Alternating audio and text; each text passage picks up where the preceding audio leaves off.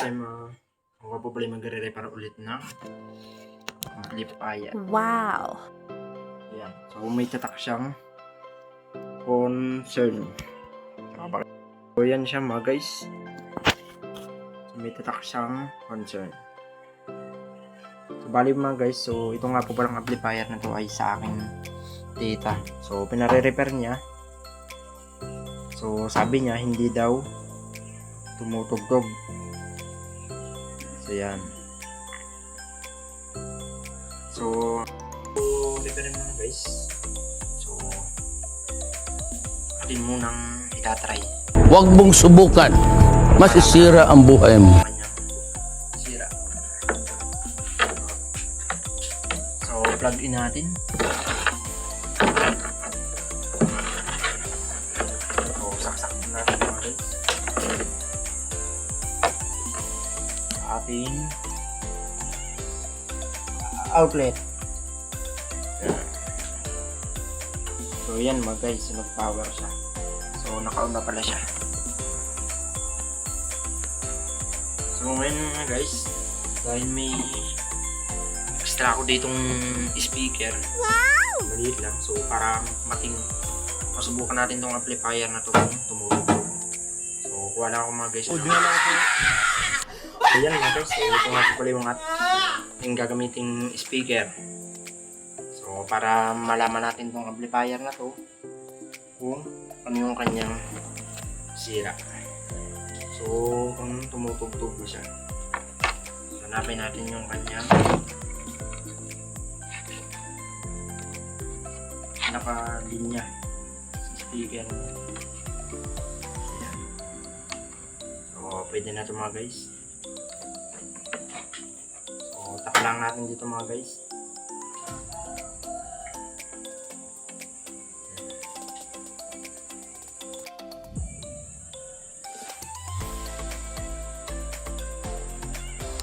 Dahil nakatak na, so atin munang hinaan yung kanyang volume kasi baka biglang lumakas. So string ball, yung bass niya. So kasi to pag mga ganito mga guys, so tunog pa siyang lata. So wala pa kasi siyang pinaka bass. So pag may bass na yan, maganda na rin yung kanyang tunog. So hindi ko pa siya nagagawan mga guys, mga sa linggo pa. I mean pag hindi na busy. Mga guys, so dahil hindi na cellphone na aking itatay, dahil low bat, so tina-charge ko pa. So ito lang yung radyo ng aking tatay yung tatry. So try lang naman to mga guys. So kahit ano pwede dito, cellphone, maparadyo man. So saksak natin mga guys sa headset ng radyo. So yan mga guys, naka-on na. So ating yan.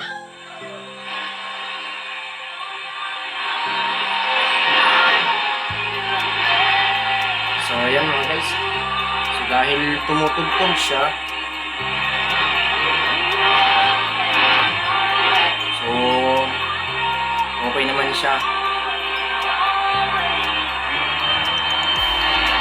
So mga guys, so bali walang sira yung kanyang amplifier. So tumutugtog naman siya mga guys, ibig sabihin buo yung kanyang amplifier. So wala siyang sira. Tapos yung napansin ko dito mga guys, yung pagkatingin ko sa kanyang microphone, so ito siguro yung kanyang sira. So yan. So dahil hindi rin daw magamit ang aking tita sa videoke. Ayan. So para malaman natin mga guys, so may extra ako ditong yung microphone. So saksak natin.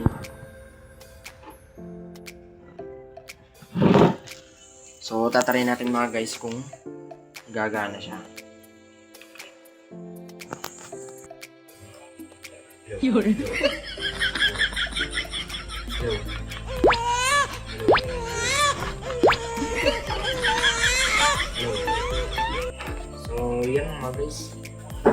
dahil wala kayong narinig na sound kahit hindi sa speaker na to, ibig sabihin sira yung kanyang suksukan ng mic. So kasi pagtingin ko dito mga guys, may nakita ako dito parang bahay ng anay. So yun, so pinasok ko, pakita ko sa inyo. Yan mga guys, so tingnan nyo na lang yung loob niya. So yun, so may lupa-lupa. So kaya hindi siya nagana. Mangyayari dyan mga guys, so dahil nakita ko nga na may lupa, I mean nakita nyo rin na may lupa. So ating papalitan ng suksukan ng mic. So tatanggalin natin ito mga guys, yung kanyang cover. So bago natin tanggalin mga guys yung cover nitong amplifier na concern, so gugulo muna natin yung plug.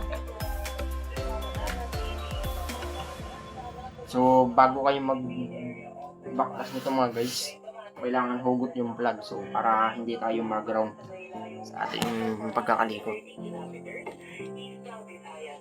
Yan mga guys, so babaklasin ko muna siya.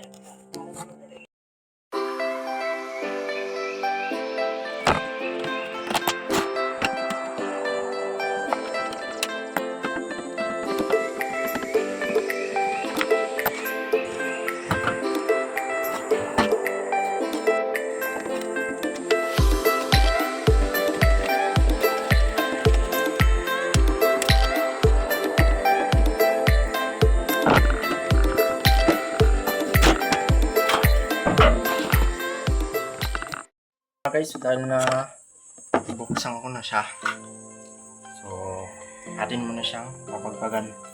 Pwede na! So, para malinis na rin, para hindi siya agarang masira.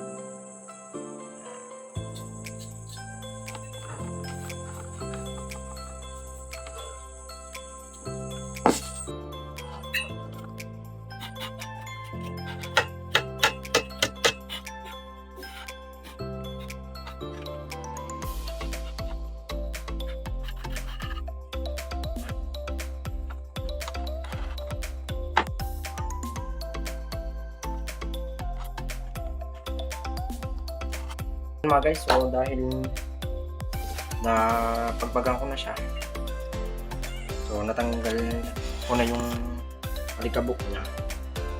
Yan. So akin na siyang tatanggalin tong mga wire niya. Yan. So pag kayo nagbalit mga guys ng kanyang microphone, I mean yung suksukan ng mic sa amplifier, so kailangan muna natin tanggalin ito mga guys ng nasa ibabaw. So pagtatanggal niyan mga guys, so tuturo ko ni sa inyo. Yan mga guys, so pagtatanggal niyan, so tanggalin lang natin to. So make sure mga guys, so dito lang natin ilagay. Yan, so para hindi tayo I mean para hindi na tayo mahirapan sa paghanap. So yan. So pwede naman yan mga guys. Ito. So hitin lang natin yan. Yan.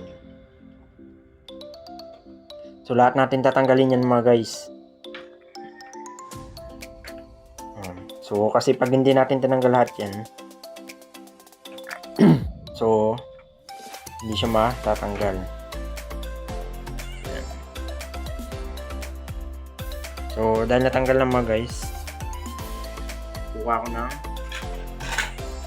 long nose. So para ibitin to mga guys, yan yung mga tornilyo nila.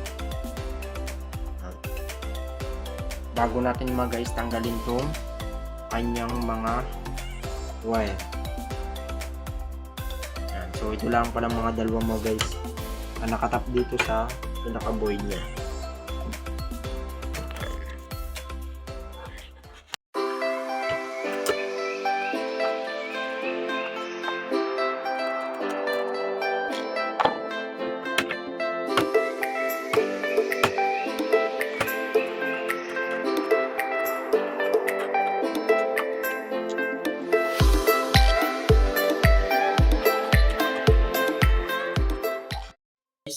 natanggal ko na yung nasa ibabaw niya.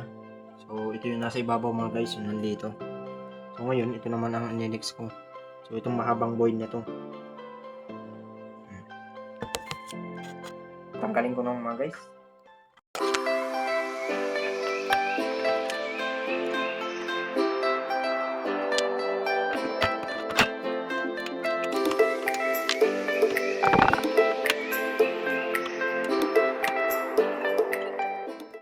Yan mga guys, so dahil natanggal ko na.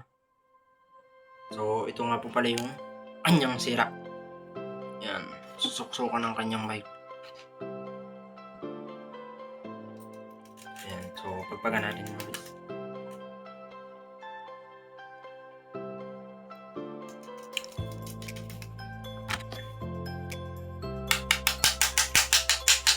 So yan mga guys, so napapansin nyo, so ang dami niyang lupa. So kaya siguro hindi na siya nakagat. So ang dami niya lupa.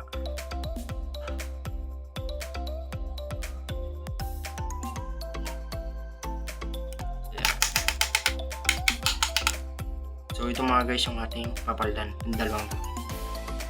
Bago papalitan to mga guys, so akin muna siyang papagpagin. So kahit binaklas ko na rin siya, pagpagan na natin. So para wala siyang alikabok. So pag tayo nagpagpag nito mga guys, so huwag natin masyadong kayurin dahil magagalaw yung kanyang pyesa. So baka hindi na kumugtog. So yung kahit kaunting alikabok, so pwede na yun. So sa akin, so hinihipan ko lang. So dahil hindi naman siya gaanong alikabok, so yung likod niya wala rin. Malinis.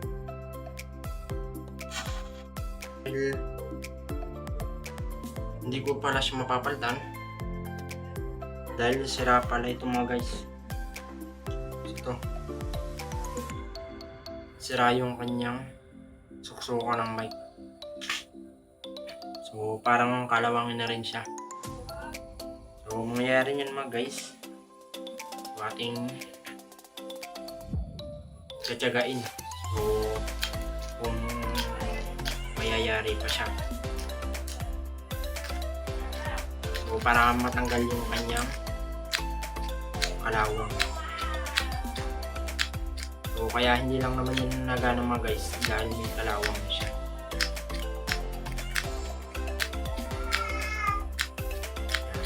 So ganun lang natin mga guys. So yan, para matanggal yung kanyang kalawang sa loob. So kasi may nakaganon yung mga guys, may nakaturo sa kabila, sa kanan, sa kaliwa, sa itaas meron rin. So, pag natanggal na yun mga guys, yung kalawang na yun, ibig sabihin, gaganan siguro. So ito mga guys, so hindi ko pa sure ito mga guys kung makukuha ko to sa ganito. So kapag hindi, so hindi ko muna siya mapapalitan. So baka sa next na upload na video ko lang siya ipakita sa inyo. So sasabihin ko na rin sa aking tita na kailangan niya mapalitan ng gantong mic. Dalawa. So para maging okay. So sa Shopee may na-order naman ito mga guys. Yung gantong mic na to. Suksukan ng mic ng amplifier.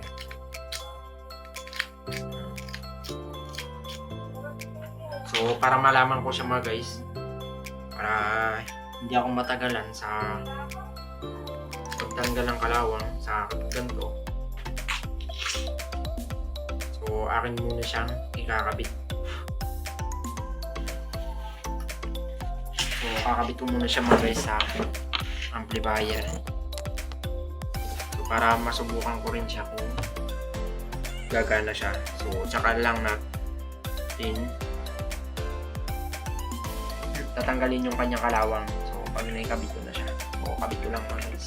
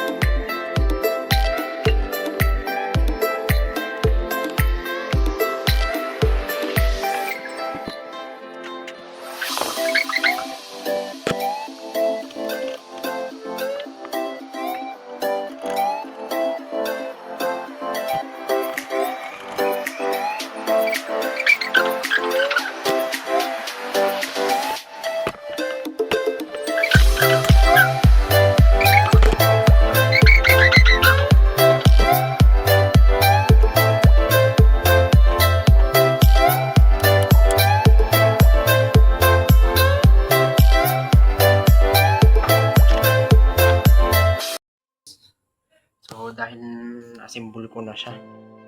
Ayan. So ngayon mga guys, so i-open ko siya. So di ba nga sabi ko sa inyo kanina, so itatry ko siya. So tatry ko siya kung may pag-asa pa siya. So pag gumana siya mga guys, ibig sabihin pwede pa yung kanyang suksoko ng mic. Pero pag hindi na nakuha sa ganito mga guys, so mahirap ng yung kalawang niya sa loob. So kailangan na talagang palitan yung kanyang suksukan ng mic. So kinilawang na siya mga guys dahil dun sa sinabi ko kanina na may lupa yung kanyang suksukan. So matagal na rin kasi mga guys na stock siguro tong amplifier na ito. So yan mga guys, so akin muna siyang nasaksak. Isa namin siya dito. So yan mga guys. So nag-open na siya. So kakabit naman natin ito mga guys, itong speaker. So para natin malaman kung nagsasound siya yung kanyang mic.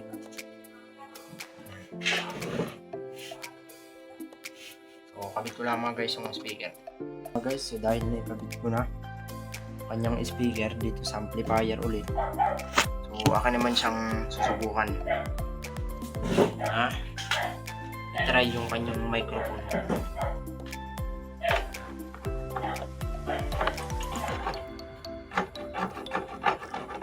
So kung makukuha pa natin mga guys, kung makapag-pwede pa.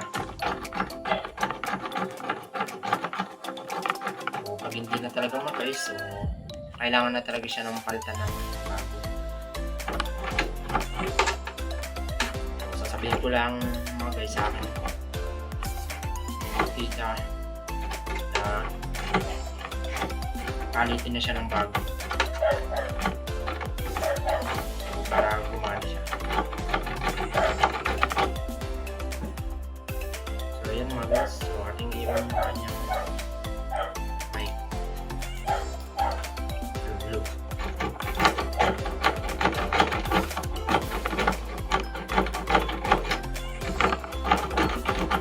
Ayan mga guys, so napansin ko, so magutok yung kanyang speaker. So ito, guys, yung pinakalikot ko to. So para malaman natin mga guys,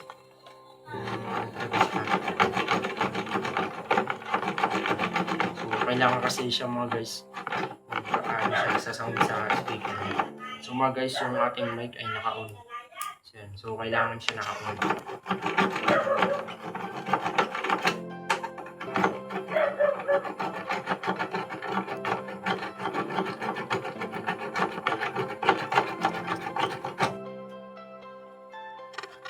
Mga guys, so dahil hindi siya gumana, so kailangan na talagang palitan yung kanyang mic. I mean yung suksukan ng kanyang mic. Yan. Mga guys, pasensya na kayo dahil hindi ko na-repair tong amplifier na to. So sabi ko nga sa inyo, so kailangan na talagang palitan yung kanyang suksukan ng mic, so para gumana to mga guys.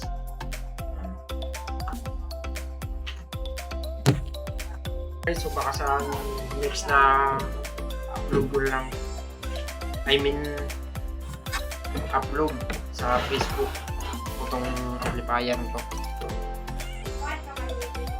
Yan. So dahil hindi ko siya na-repair mga guys. So yun lang muna mga guys. Papaalam muna ako.